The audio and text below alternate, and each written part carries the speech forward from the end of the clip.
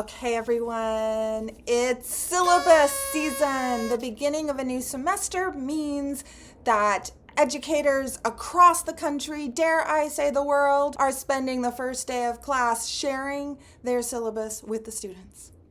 I have witnessed this myself because I had the opportunity to sit in on a new cohort's classes at the medical school where I'm consulting, and I have some thoughts for us because the syllabus is student gold.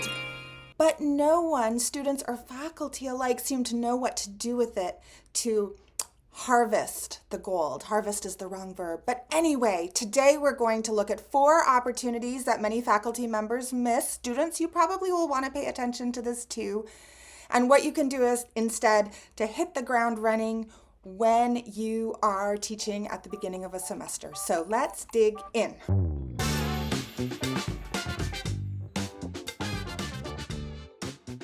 So let me give you a little context first. As we've been talking about on this channel a lot, I have had the blessing, the luxury to be spending some intimate time at a local medical school. And at the beginning of this particular quarter, I got to sit in on the first class of a new cohort's experience in their program. And so I got to sit through 3 teachers talking about the syllabus to their students. And there was so much good that was happening. And there were a few missed opportunities in that classroom, which is what inspired me to make this video. So the general rule of thumb before we dive in to the 4 suggestions, the theme that I want you noticing is that there is a powerful connection between the brain and the hand.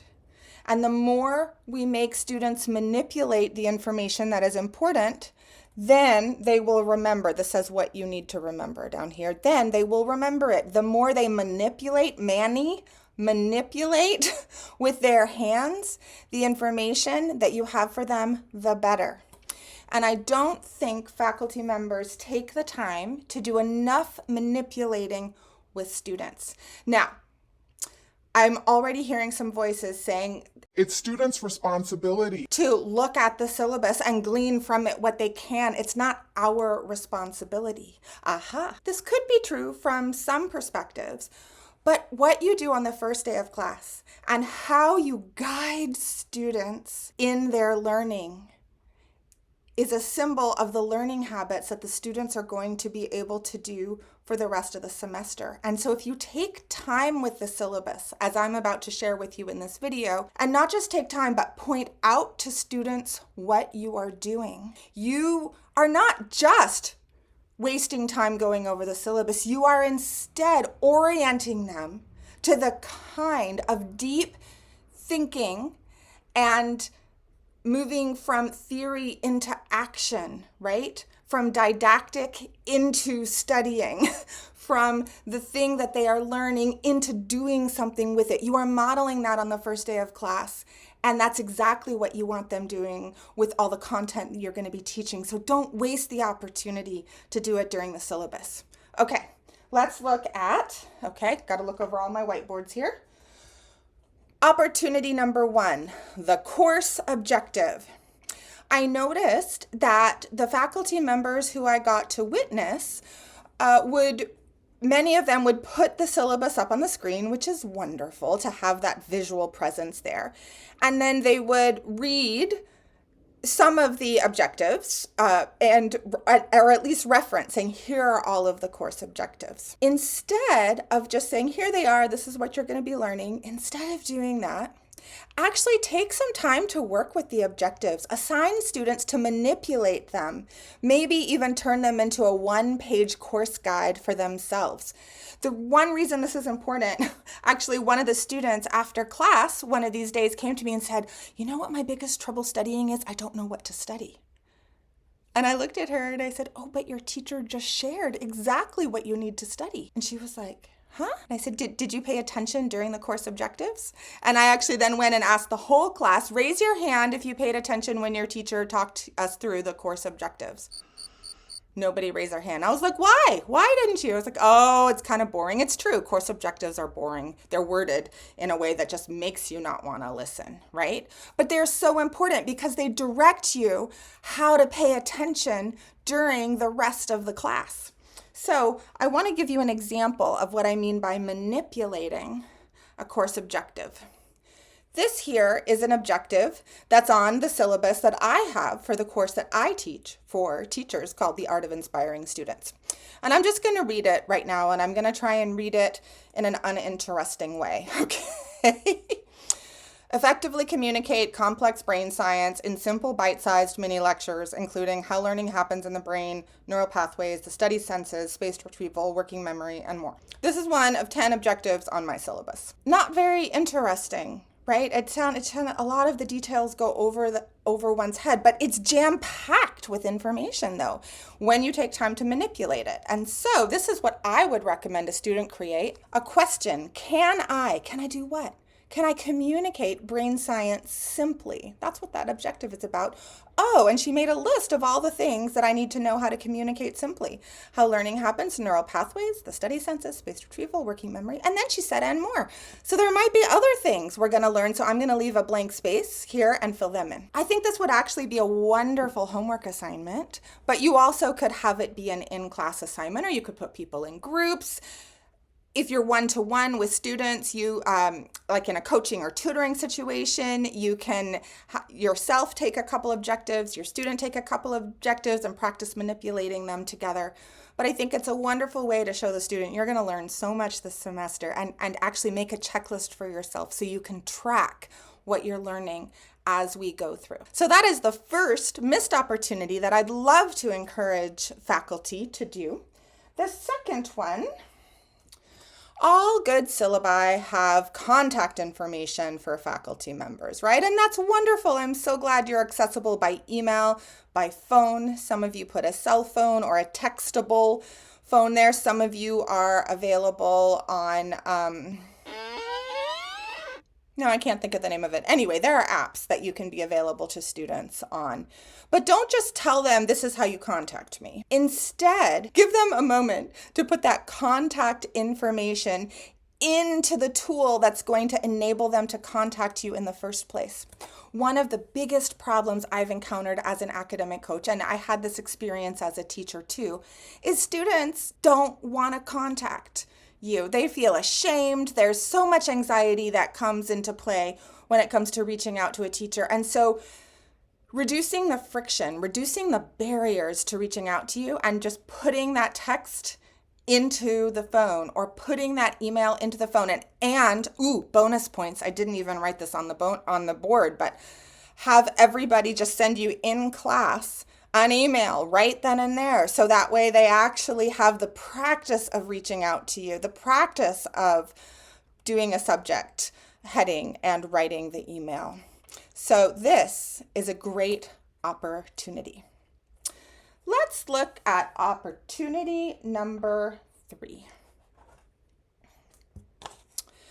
Office hours. Again, don't just tell the students you're available for office hours.